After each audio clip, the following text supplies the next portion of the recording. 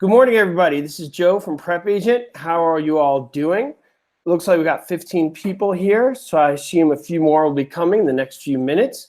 So while waiting for them, let's get started with the question we see on the board. What is a bill of sale? Who can write down what is a bill of sale? What is a bill of sale? Anybody? What is that all about? A bill of sale.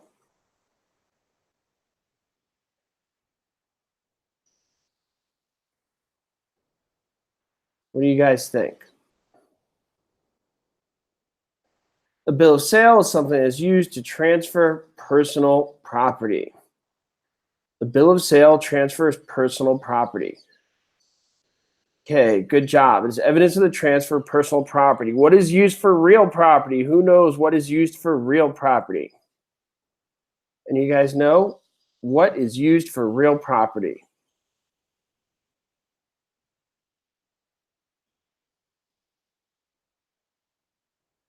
What do you guys think?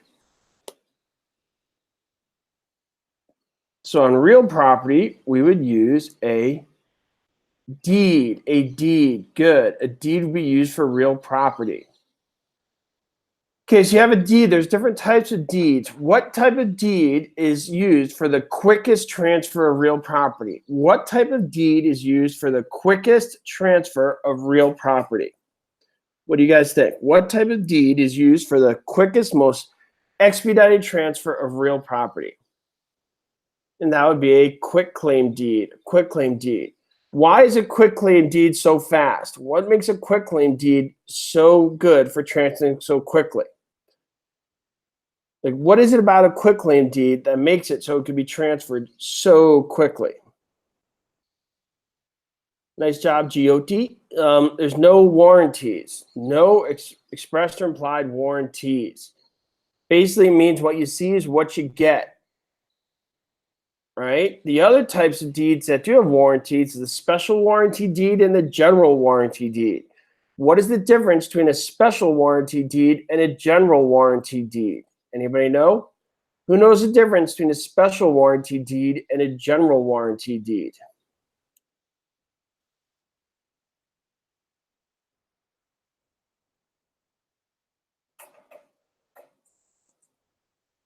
What do you guys think? A special warranty deed and a general warranty deed. So a special warranty deed only shows the items that are related to the previous owner only. A general warranty deed is one that applies to the entire history of the property. Ooh, looks like a lot of us are not too clear on that one, so we definitely want to look that up, and maybe we'll do a video about that. So Adrian, could you write down, we need to do a video for special warranty deeds and general warranty deeds? It looks like that seems a little gray. A special warranty deed goes back to the previous owner. A general warranty deed goes for the entire history. Think of them like time limits. Quitclaim deed doesn't go back to anybody. Special warranty deed goes back one owner, and general warranty deed goes back for the entire history. Okay? All right, so glad we mentioned that. Chance to clear that up.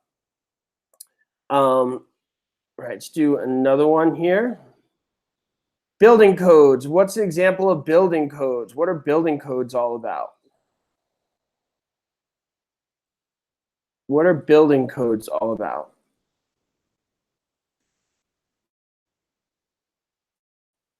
Building codes is a police power. That's correct, Ann. Good. Okay, it has to do with keeping people safe. Can you guys give me an example of a building code? If you look around your house, you probably see one right now, or your office, or Starbucks, or wherever you are. Can you guys see an example of a building code if you look around the room you're in at this moment? Okay, so windows, doors. So handrails on a stairwell would be an example of a building code. Fire exits, things of that nature are all building codes. Building codes is a police power. Police power is one of the four powers. What are the other four government powers? What do you guys think? So a building code is a police power. Zoning is also a police power. We'll talk more about that later. Okay, so there are 3 other government powers. So GOT says Pete. So what does that stand for? So that stands for police power, eminent domain, taxation, and escheat. Now, as we click on the definition, building codes establish minimum standards for construction for public safety. And we mentioned things like handrails, fire exits, things of that nature. See if Arthur's on the line. Arthur, are you on the line? Let's see if he's there. Okay, we got Adrian here. Okay. All right, so I'm glad Arthur's there because we wanted to ask you a question. The PrepAgent team, Adrian, Arthur, and I were discussing vocabulary worksheets. So Arthur, clarify for me in the chat if I'm missing anything here, but we wanted to get your feedback on a good way for you guys to use a vocabulary worksheet. I was talking to him and Adrian about using Excel sheets. Then Arthur had this great idea of how to integrate it into the control panel. So we want to get your feedback on the best way for you guys to have a vocabulary worksheet. We were talking about building a system where we have the vocabulary and you could fill out the words. Then you have the ability to rank the words 1, 2, or 3 as in easy, moderate, or difficult. And then you could go through the ones that you find all are easy, or the ones that only are difficult, or the ones that are moderate. More or less the ability to sort through it. And I spoke to Arthur about the ability to edit those words, edit them and kind of change them, add words that maybe were missing or take away words you don't need to be there, things of that nature. Arthur, let me know if I'm missing anything on that you want to add to that. Oh, and congratulations, Natalie. Great job.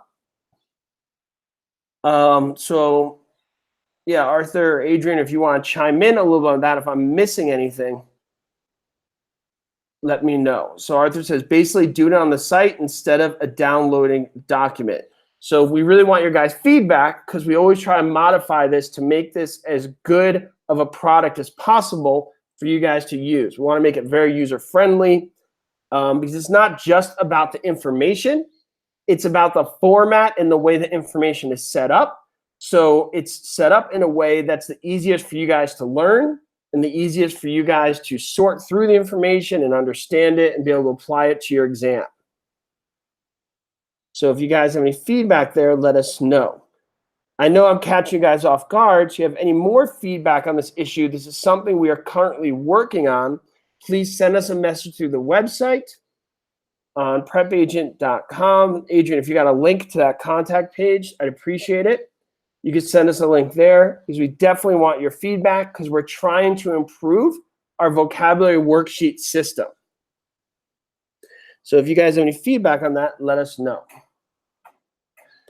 Okay, with that being said, once again, congrats, Natalie. Natalie, where will you be selling real estate? Let us all know so we can refer amazing business to you moving forward.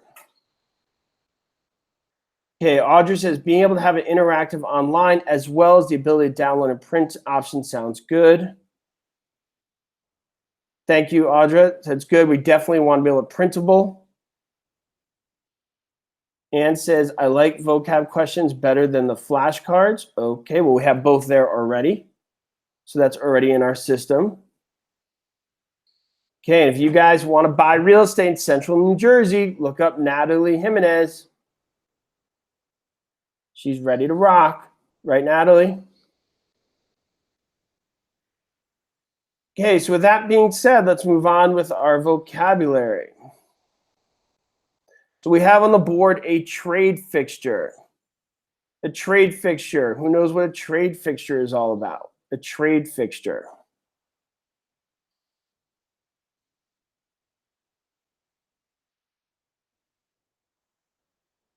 Great job, Natalie.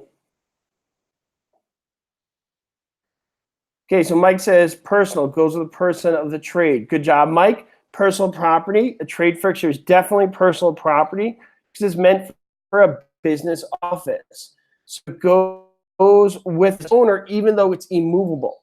This is one of those examples where I say things that are immovable are real property and things that are movable are personal property is a general rule. It does not apply to all things. This is one of those examples. A trade fixture is something that is attached to the ground, but yet it's personal property. Can you guys give me an example of a trade fixture other than a dentist chair? I know we love dentist chairs. It's in all the textbooks. I put it in our material. Everybody puts it in their material. Am I right, guys? In almost every textbook, no matter where you are, they use dentist chair as the example. Who else has got another example to show me you truly understand this and didn't just memorize dentist chair? That's what I'm getting at. I want to see that you guys understand the concept and you didn't just remember dentist chair. Okay, so we got barber chair, good. Hairdresser station, veterinary x-ray machine, oven in a restaurant, good. So you guys get the idea. Melissa, don't worry, dentist chair is a great example. I'm just saying I want other ones as well.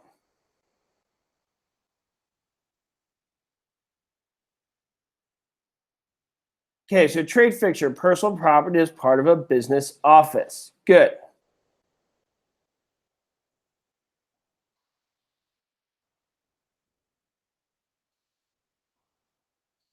That's right, Melissa. Good. Okay, amortization. What is amortization? Who knows what that is? Amortization. Amortization. What do you guys think about amortization? So we're talking about financing now. Yuck. Financing. How boring.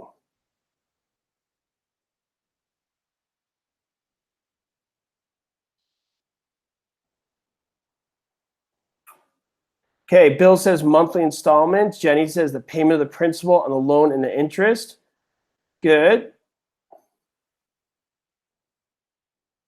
Okay, it says here, payment of a debt in equal periodic installments of principal and interest. So you're paying off your debt. Now, when we talk about amortization, different words tend to come up. We heard the word negative amortization. We heard the word straight note, interest only, balloon payment. Those words come up when we start talking about amortization. So when you talk about amortization tables, that shows the regular monthly payments of your loan as you pay it down until hopefully it gets to nothing.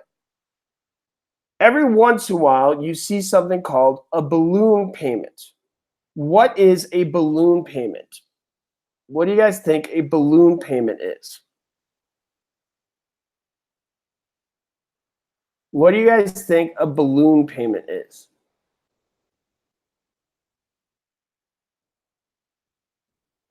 So a balloon payment would be paying down the entire principal. It would be paying down the entire loan in one big large sum. So therefore, it would be considered, and everybody remember this, you may want to write this down, when there's a balloon payment, you're dealing with a partially amortized loan. Everybody write that down. Partially amortized loan. Super important word to remember. Partially amortized loan. So when you guys hear about balloon payments, you should immediately start thinking of partially amortized loans as they're directly related. What I mean by that is a fully amortized loan would get paid down to get to zero. A balloon payment pays off the entire balance before it is fully amortized. You would say it is partially amortized. Everybody got it? Give me a thumbs up if you got it. Say got it and give me a thumbs up.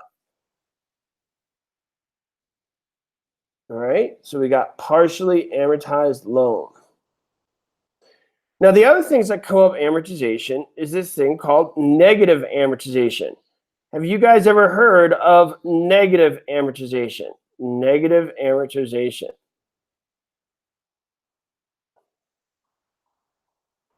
What is negative amortization all about? What do you guys think? Negative amortization.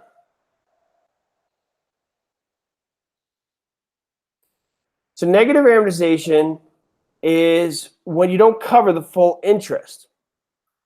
So very often I give the example of negative amortization. If I loan $10, $2 a month, okay, because I'm charging you the $10 plus $1 in interest every month, the balance will go down. if I lent you $10 and I was charging you $1 in interest every month, okay, and you pay 50 cents every month, your balance will go up, right, guys? That balance is going to go up.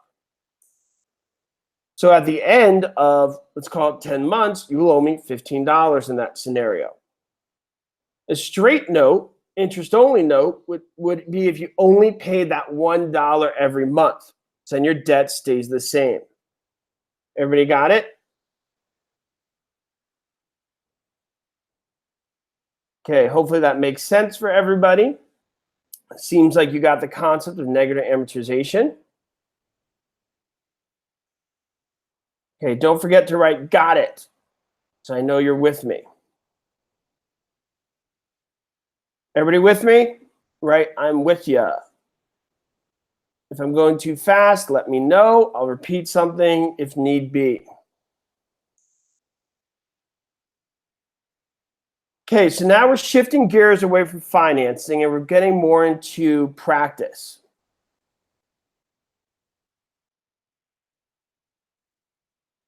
Okay, so when we talk about blockbusting, what is blockbusting all about? Another word for blockbusting is panic selling and panic peddling. They all mean the same thing. So what is that all about? So you got blockbusting, panic peddling, and panic selling.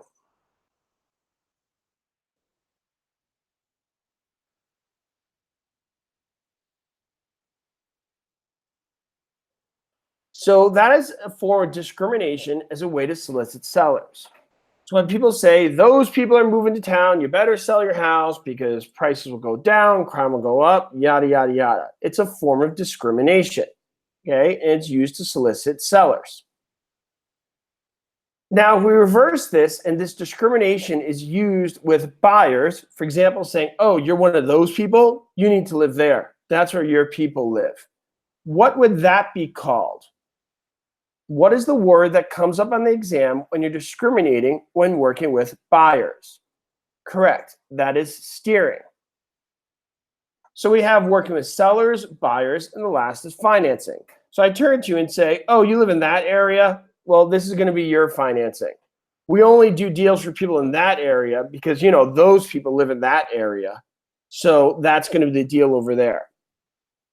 So we're dealing with financing. That would be considered redlining. Nice job, Bill. So that would be considered redlining. All right, and literally they draw a red line around a map and they decide where to draw that red line based upon the racial and ethnic composition of that area. It is a form of discrimination. You guys probably hear a lot about it on the news as, you know, politicians are speaking. They'll bring up the word redlining, okay, quite a bit. Now, what act do all these things that we talked about go under? What act? So there's an act, excuse me, that references all these things we just discussed. Okay, and Mike has got it first. Good. That is the Fair Housing Act. The Fair Housing Act. And Jenny already beat me to my next question. I was going to ask you, what year is the Fair Housing Act? And the answer is for the year 1968. 1968. And what do I say about the year 1968? If you see it on your exam, circle it. Doesn't matter if it asks you how old you are, how many kids you have, what day is it today, what year is it now, what year will it be in 10 years. If you see the 1968, circle it. And when you see 1968 on your exam and you circle it, you'll be thinking, man, those prep agent people, good stuff. Love them. Okay, so you got fair housing, 1968. Good. That is when discrimination went into law with the Act of Fair Housing. And what goes under it is things like blockbusting, redlining, and steering. Do not get this confused with the Sherman Antitrust Act. The Sherman Antitrust Act has nothing to do with discrimination. What is the Sherman Antitrust Act all about? A lot of people confuse discrimination with the Sherman Antitrust Act. Okay, so what is the Sherman Antitrust Act all about?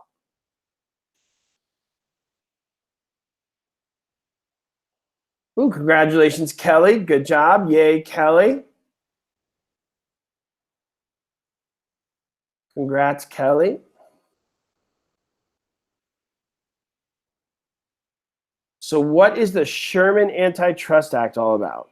Jason Davis, you nailed it first. Good job. So what it has to do with is free market competition. That's what the Sherman Antitrust Act is all about. Promoting free market competition. Can you guys give me an example of things that violate the Sherman Antitrust Act? Can you guys give me examples of violations of the Sherman Antitrust Act? Remember, they have nothing to do with discrimination. Discrimination and prejudice of that nature goes under the Fair Housing Act. So boycotting, good. Nice job, Rodney. Set commission, which would be considered price fixing.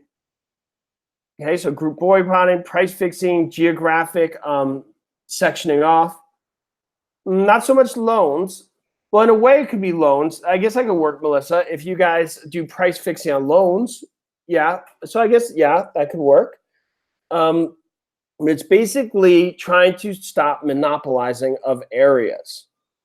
For example, if all the agents got together and said, uh-oh, this new agent's coming down, screw them, we don't want to work with them, everybody let's get together and nobody talk to them. That would be a violation of the Sherman Antitrust Act. One thing that is very common and happens quite a bit is when agents say, the commission is 5 to 6%. That's what it is. It just so everybody knows, that's what it is. That's standard. That's what you got to do. If you list your house, it's 5 to 6%. And if you don't do it, we all hate you. Okay, that would be the example of price fixing. If any of you listed your house, you probably heard agents say that 6% is standard, no less than 5%.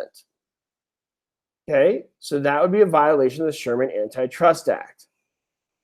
That is correct, Melissa. Saying you can only sell one in an area, that would be a violation of the Sherman Antitrust Act. That's a great example. One thing that confuses people, if two agents work in the same brokerage and the agent says, you know what, 5 to 6% is standard in my brokerage. That's what it is. That's what you got to do. So that agent tells the other agent, you know what, it's 6%. That's what it is. That's standard. Deal with it. Is that a violation of the Sherman Antitrust Act? What do you guys think? Is that a violation of the Sherman Antitrust Act? No. Why not? Why is that example not a violation of the Sherman Antitrust Act? That's right, Mike, because they're with the same agency. Be careful for that one on your exam. They trick you with that one because you think, oh, it's price fixing. You see them say the word standard. You're like, oh, price fixing. Got it. Sherman Antitrust Act. But look for it. Make sure they don't work for the same brokerage or same agency, as Mike said. Everybody got it? Give me a thumbs up if you got that little tip. Because that's a tricky one they like to throw at you.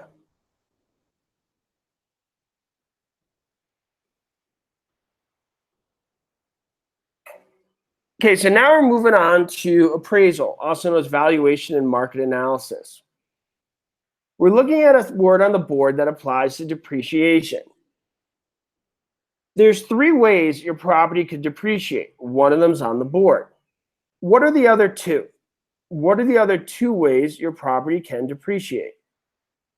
So you got economic obsolescence, and there's 2 others. What are they?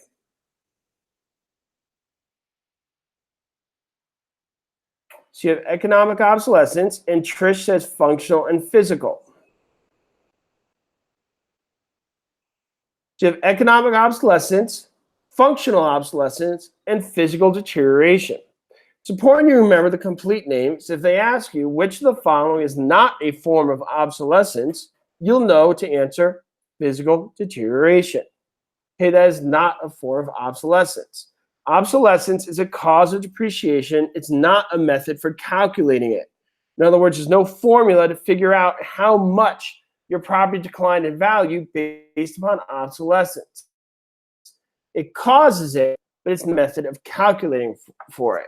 Okay, so there's no like mathematical equations for it, such as when you figure out something like a capitalization rate, okay, where there are mathematical equations. So on the board, you see economic obsolescence. What is that? What is economic obsolescence? What is economic obsolescence?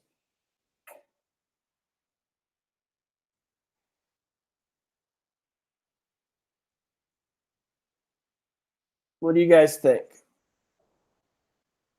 So economic obsolescence is when your property declines in value due to factors outside the property lines. I see airport up there. Good. What are some other examples of economic obsolescence? Gang violence, definitely. Violence, crime in the neighborhood, for sure. A gas station, a blighted area, rundown buildings. All these are great examples. What is an example of functional obsolescence? What is an example of functional obsolescence? What is an example of functional obsolescence?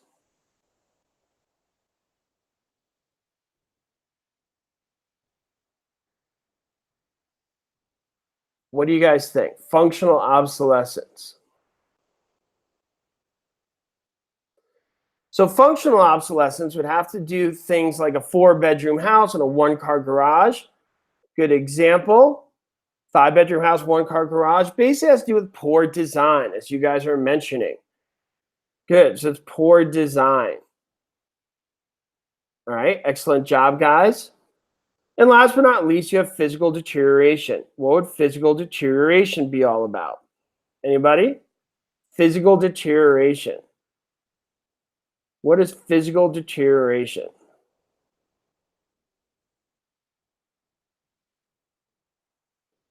So that has to do with wear and tear. Wear and tear. Good. Wear and tear, like a bad roof, paint, things of that nature. Out of those three, economic obsolescence, functional obsolescence, and physical deterioration, which one would be the hardest to cure? Which of those would be the hardest to cure? Functional obsolescence, physical deterioration, or economic obsolescence? Which of those would be the hardest to cure? And the answer would be economic obsolescence. Functional obsolescence, you redesign the property. Physical deterioration, you repair whatever needs repairing. Economic obsolescence, you move.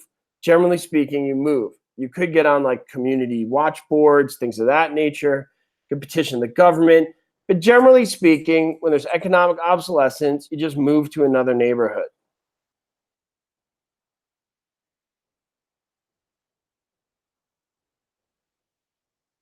What is a listing? What is a listing?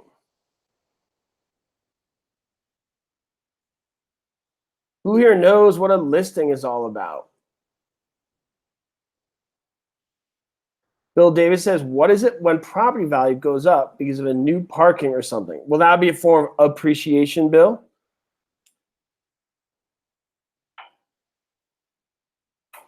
Okay, so a listing is employment contract, is an employment contract. Good. So listing's an employment contract. And what are you employed to do? What are you employed to do? What does a listing employ you to do?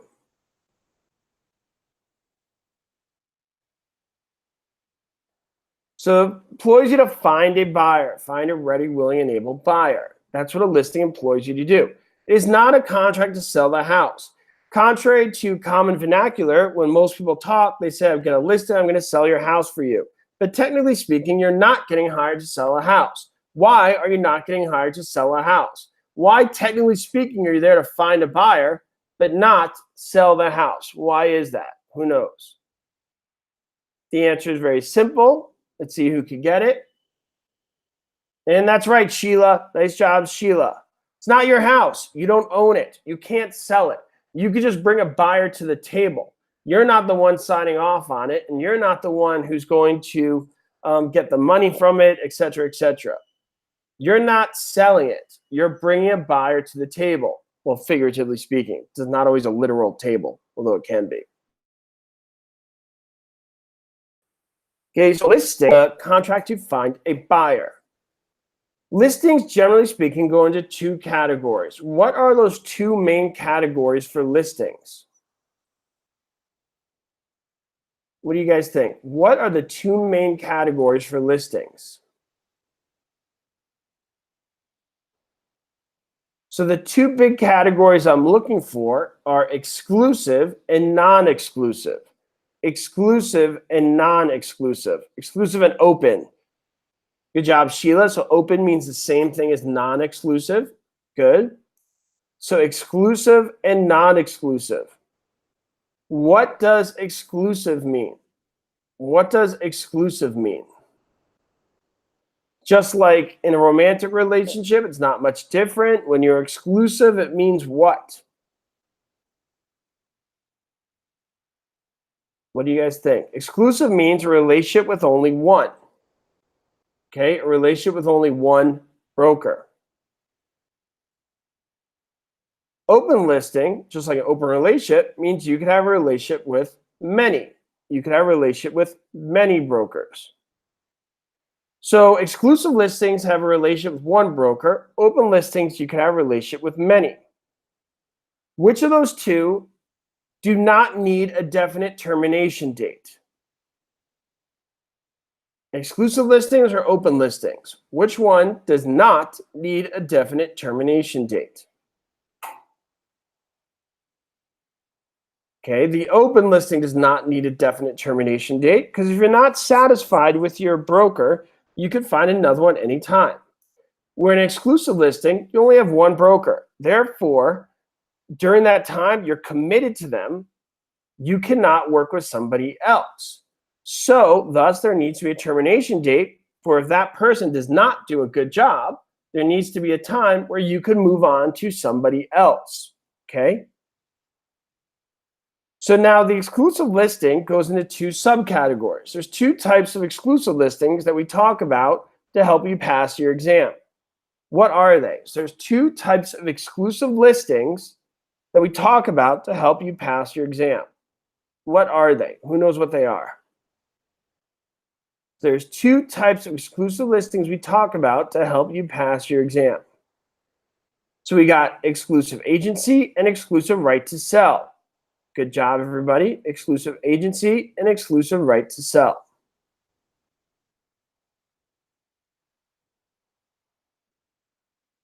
Which one of those two, out of exclusive agency and exclusive right to sell, do you need to prove that you are the procuring cause of the buyer? Which out of those two do you need to prove that you are the procuring cause of the buyer? And the answer is exclusive agency. And the reason for that is because in an exclusive agency listing, if you as the owner sell it yourself, you do not need to pay a commission to the broker. So therefore, the broker, the agent, or any licensee who's there, they need to prove that they are the procuring cause of the buyer, because they need to prove that the seller is not. Whereas exclusive right to sell, you don't need to prove anything because it doesn't matter how the buyer came to be, you get paid. You get paid as long as it's within the terms of the contract. Now, here's a question for you guys pertaining to vocabulary today. If you guys find a buyer during the term of the listing and it's exclusive right to sell listing, and you find that buyer during the term of the listing, and the listing is about to expire one day after you find that buyer, you tell the buyer to come and sign the deal because the listing is going to expire tomorrow. And the buyer says, I'll be back next week. Can you still get paid even though that buyer is not going to be back till a week after the listing expires? And the answer is yes, and it looks like you guys are way ahead of me. What I'm referring to is called a safety clause. This is also known as a protection period clause. What you would do one day before that listing expires, write down the buyer's name, put it on a list to confirm that you found them during the term of the listing. Give that to the seller, they sign off on it, and when that buyer comes in to sign, you get paid. Now keep in mind, it is not a time to find a new buyer. It is a time to close deals with buyers you are working with during the term of the listing. Everybody got that? Good.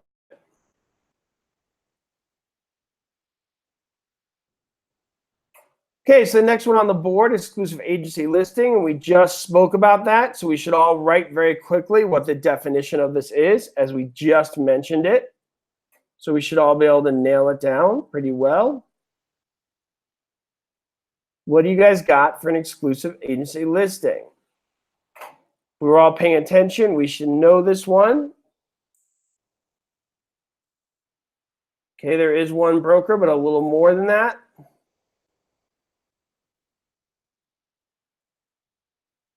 And the answer is the seller can sell it themselves. So you do need to show the recurring cause because the seller can sell it themselves.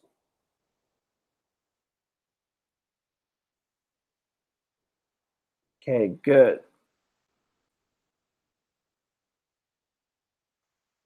The sellers sell it themselves. They don't need to pay a commission.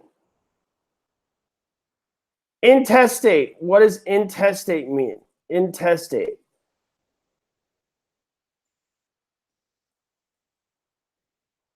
What is intestate all about? No will. Good. No will. And if you die intestate, what is the government power that could come up? What is the government power that could potentially arise? We talked about the 4 government powers before. So which one of those government powers could come up? And the answer is escheat. Exactly. It could escheat to the state. All right, good job, everybody.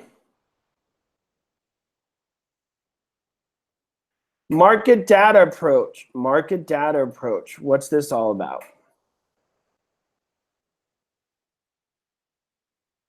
Market data approach. So now we're going back to appraisal, like we started off earlier when we were talking about depreciation. Now we're talking about valuation.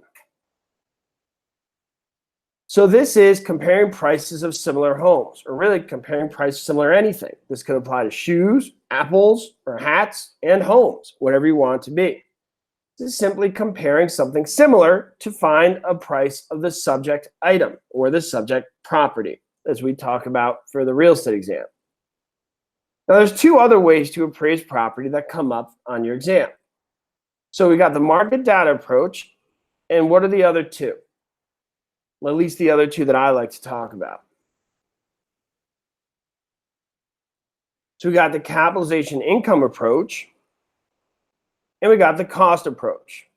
What is the capitalization income approach? What do you guys think? What is the capitalization income approach? What I want you to remember for the capitalization income approach is that it converts income into value.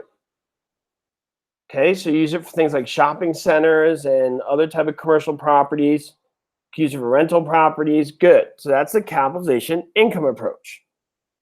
Then the other one is the cost approach. What is the cost approach? What do you guys think is the cost approach? So the cost approach would be how much it costs to replace something brand new. And it applies to things like libraries, schools, police stations. What kind of properties are these? So these are properties that don't have anything compared to, and their intention is not to bring in income.